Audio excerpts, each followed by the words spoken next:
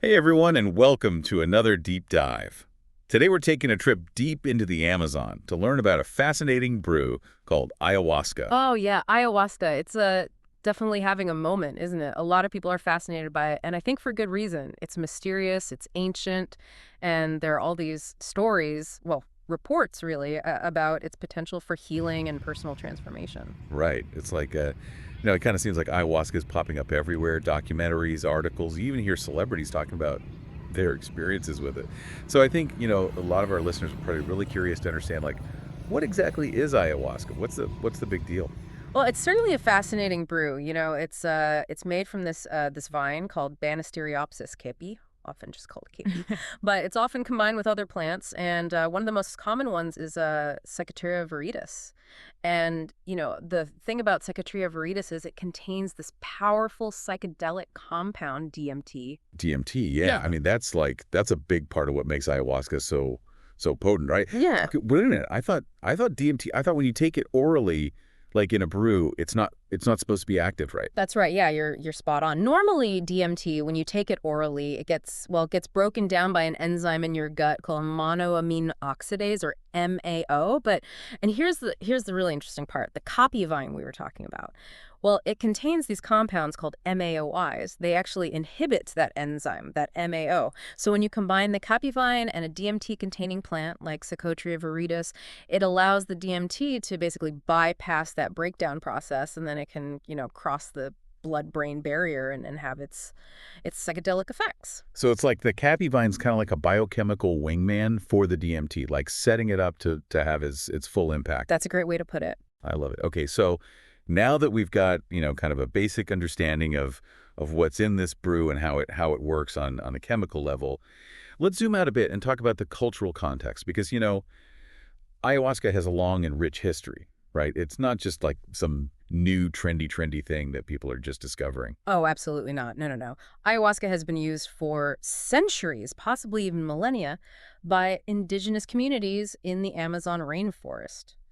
And, it's not just a drink to them, it's a sacred medicine, a tool for healing, for spiritual exploration, for connecting with the natural world and the ancestors. They use it for divination, for guidance, for all sorts of rituals and ceremonies. Wow. So it's like it's really woven into the fabric of their culture, their spirituality, their whole worldview. Exactly. It's really central to their way of life, their understanding of the cosmos, how they see their place in the world, and how they relate to everything around them. It's pretty remarkable when you think about it, that, Yeah. that this tradition has been passed down for so long and is still thriving today. It is quite remarkable.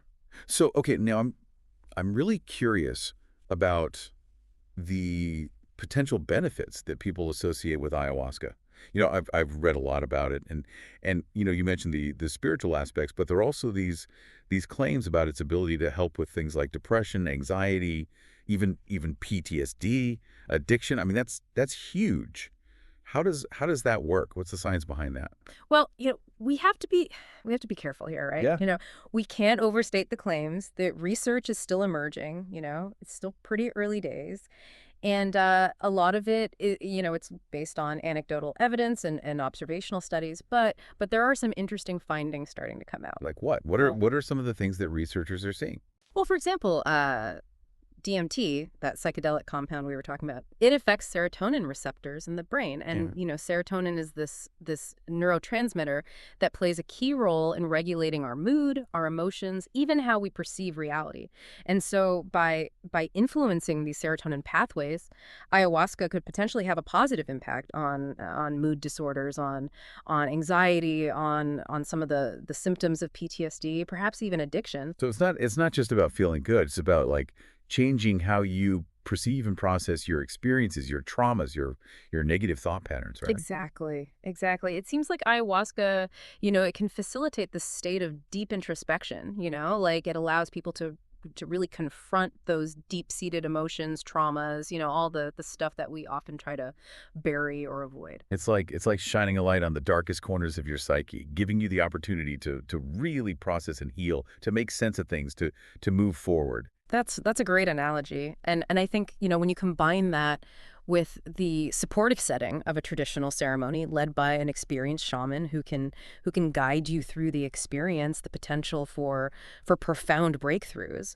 well, it becomes even greater. Speaking of breakthroughs, I've heard people describe these incredible, sometimes even mystical experiences during ayahuasca ceremonies, Hmm. like they talk about visual hallucinations, auditory distortions, a sense of interconnectedness, even encounters with entities or spiritual beings. I mean, it sounds pretty wild. What's going on there? Yeah, yeah. Well, ayahuasca can definitely induce a wide range of, subjective experiences, and these can vary greatly depending on the individual, the setting, the dosage, all sorts of factors. So it's not like there's a one size fits all ayahuasca experience. Not at all, no. Some people might experience profound insights, others might have, more emotional experiences, some people might have, beautiful visions, others might have, more challenging or even, frightening experiences. Okay, so that brings us to the other side of the coin, right? The risks, Yeah. because it's not all blissful visions and self-discovery, is it? No, absolutely not. While ayahuasca can be a powerful tool for healing and personal growth, it's essential to approach it with respect and a healthy dose of caution. I imagine it's kind of like going on a really intense wilderness trek. You might have these breathtaking views, but you also need to be prepared for the challenges, the potential dangers. That's a great analogy. And the psychological risks are real. We're talking about, the potential for anxiety, paranoia, what people often describe as bad trips. And those can be, they can be pretty scary, especially if you're not prepared for the intensity of the experience. And it's not just about the psychological risks either, right? There are Yeah. potential physical side effects too. Yeah, absolutely. Ayahuasca can cause nausea, vomiting, diarrhea, changes in blood pressure, heart rate.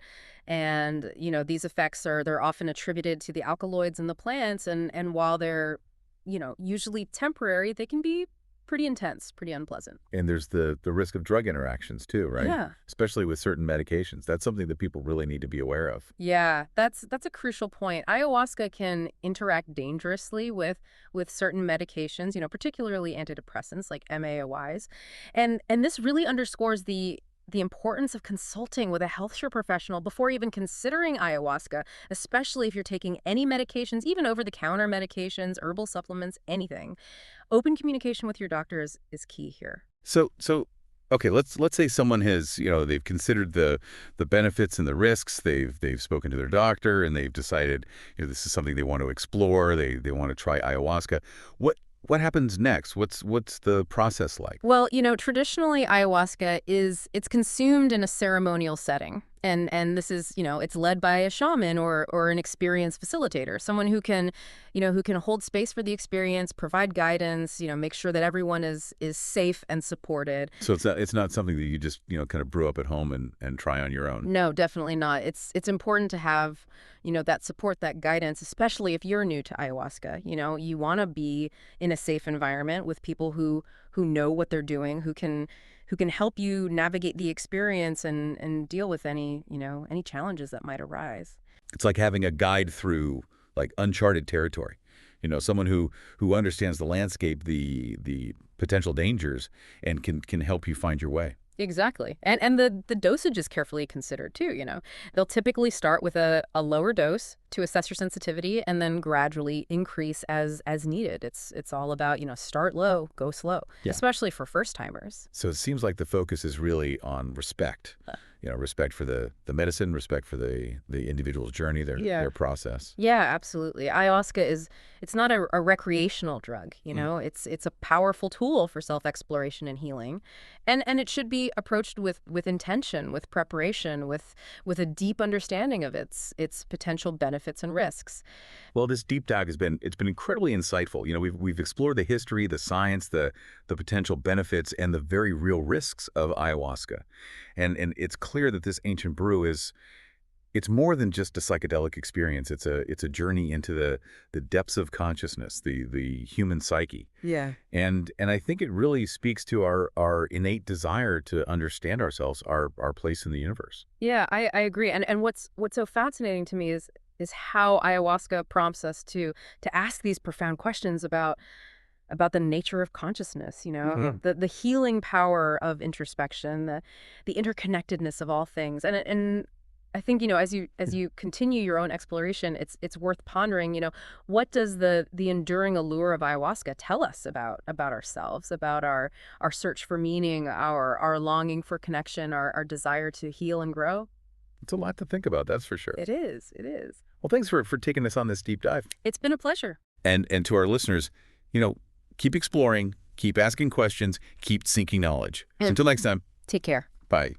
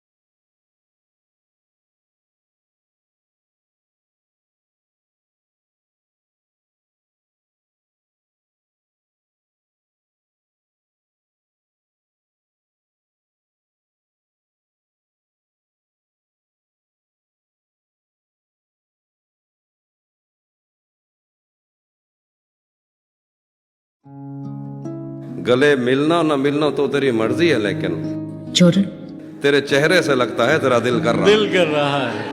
मुझे हक कर सकते हो? अभी एक चेहरे के कई चेहरे। जल्दी में हूँ। हमेशा देर कर देता हूँ मैं। ठीक से हक करना यार, जोर से। मैंने देखे हैं बदलते हुए।